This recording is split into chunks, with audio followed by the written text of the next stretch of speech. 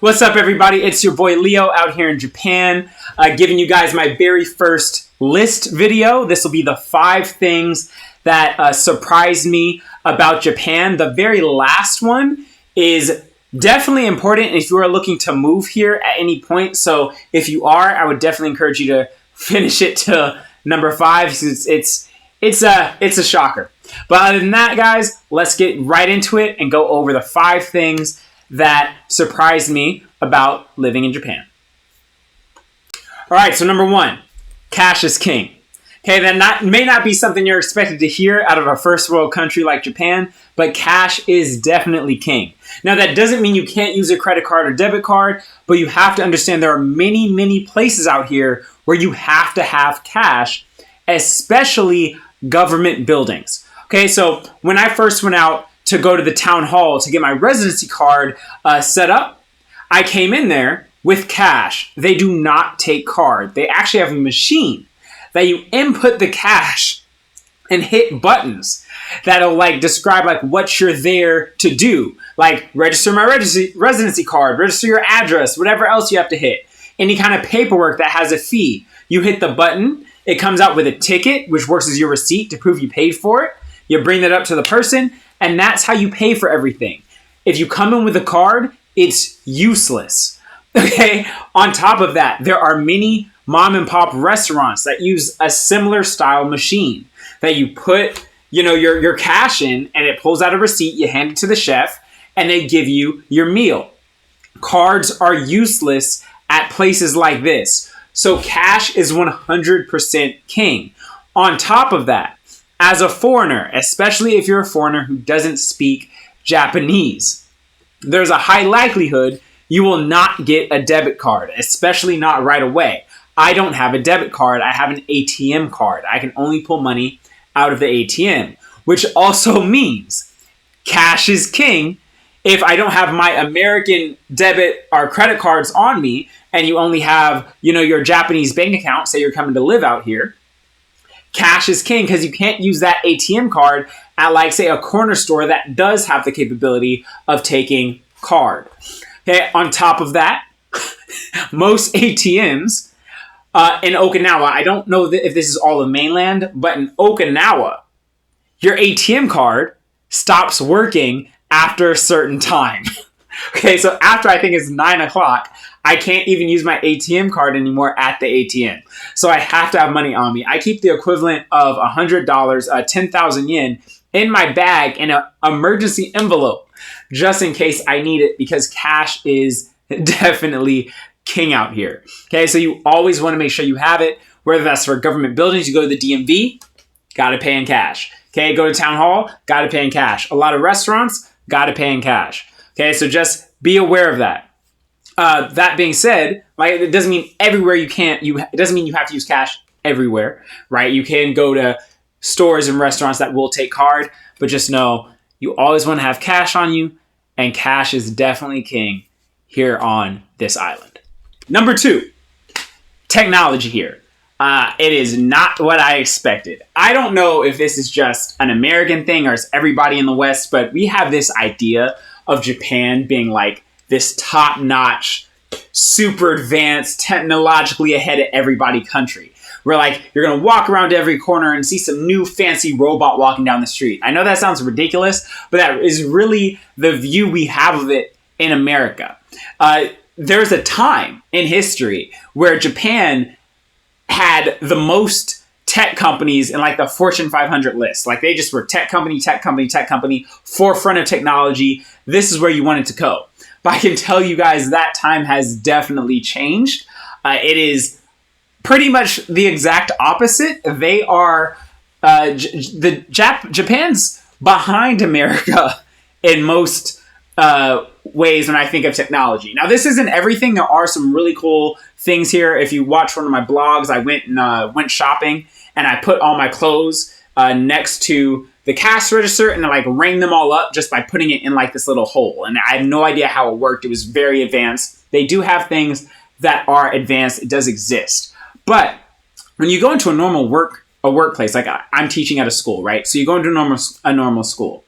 They are still using fax machines, and not a little bit, but heavily using fax machines.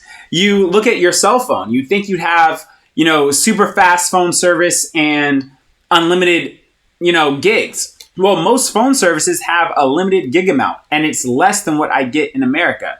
In America, I have a super cheap plan that's 50 gigs high speed, and then after that, it slows down.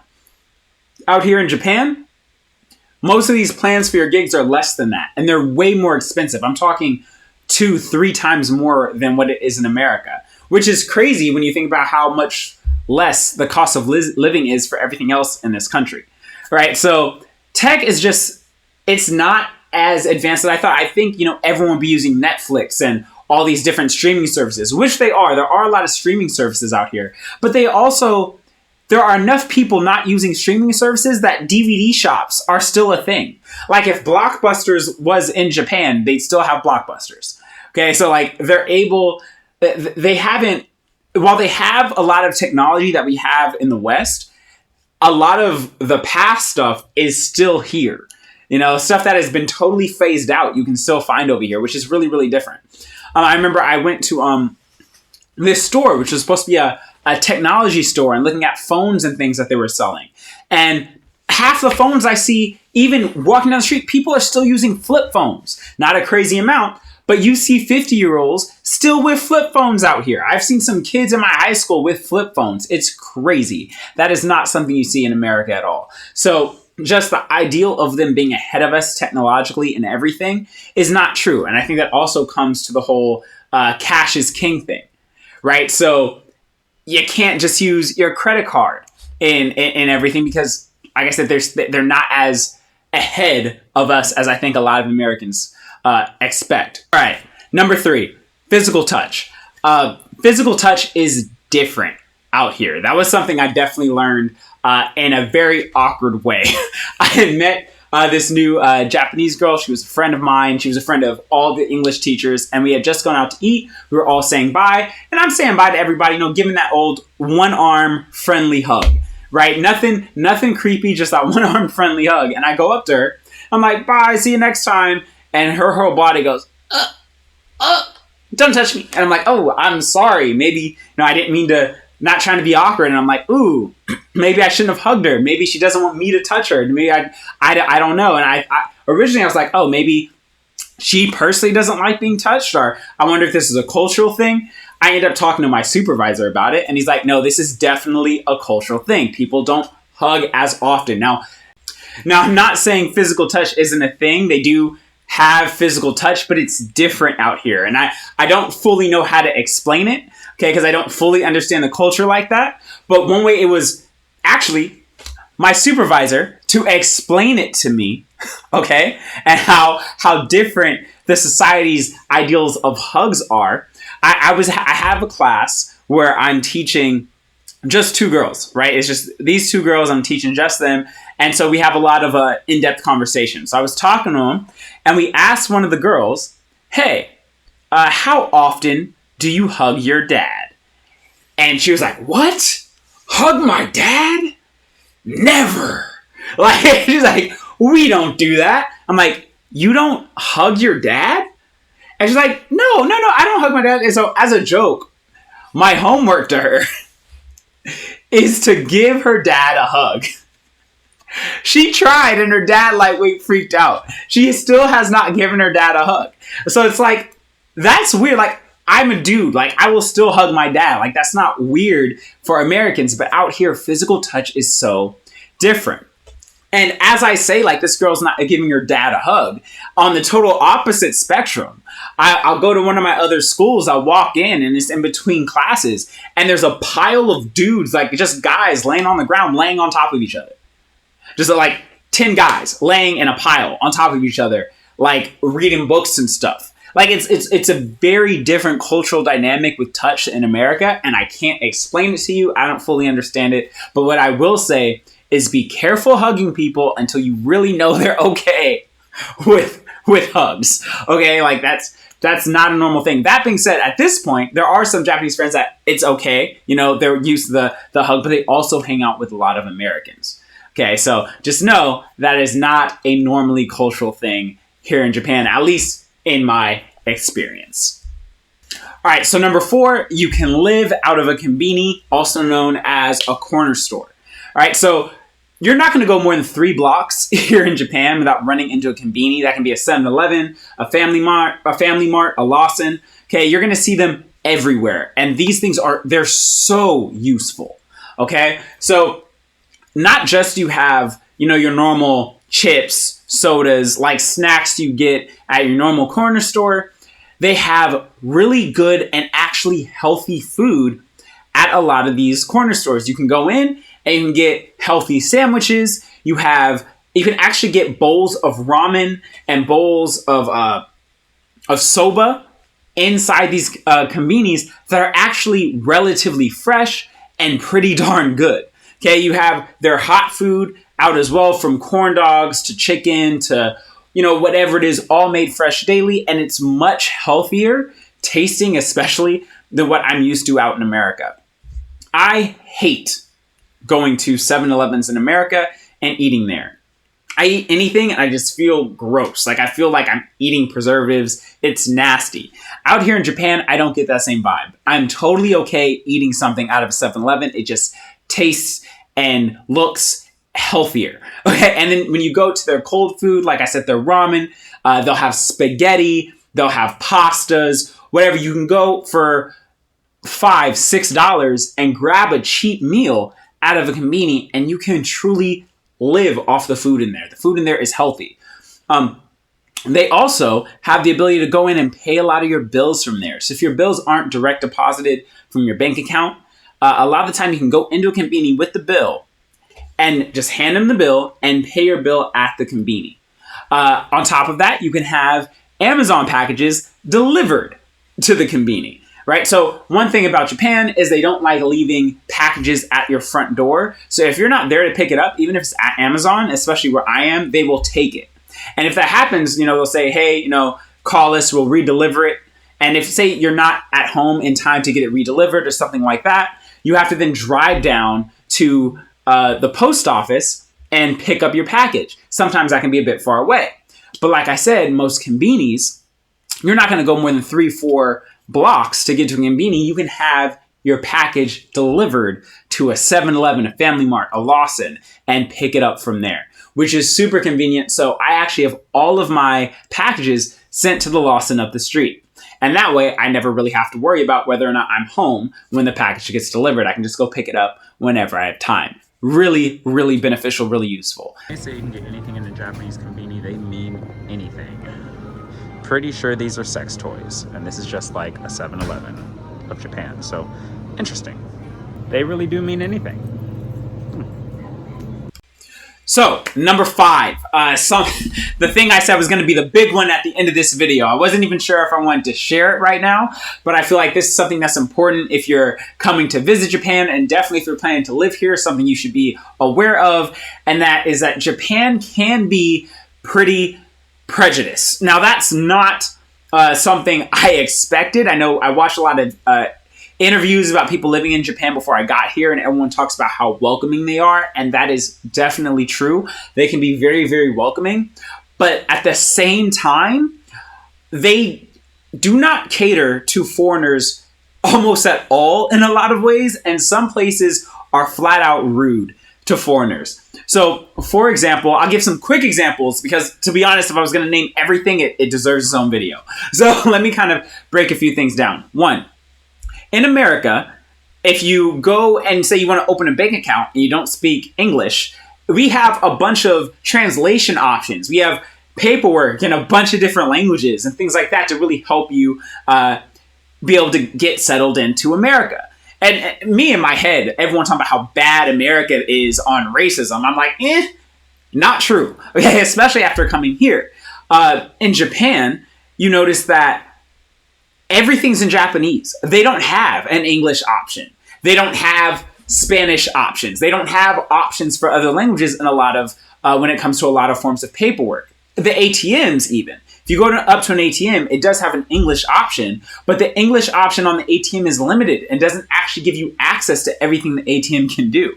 Okay, so they limit a lot of what you can do based on language, and that goes pretty deep. I wanted to get a debit card. I don't have a debit card. And the reason they told me I couldn't get a debit card is because I don't speak Japanese. And if something happens, they don't have anyone who can, talk to me and like fix whatever that issue is. But what's crazy is like, I have friends who were able to get debit cards, but they look Japanese. Now, they may have assumed they could speak Japanese, but they just weren't willing to give it to them. Also, when I went to go get car insurance, this same thing happened. I was told to my face, like, listen, and they were very apologetic and very kind about it. But the first place I went to go get my insurance refused me because I wasn't Japanese and because I didn't speak Japanese. In America, again, that is not going to happen. So that was something that really blew my mind. I just wasn't really prepared for that.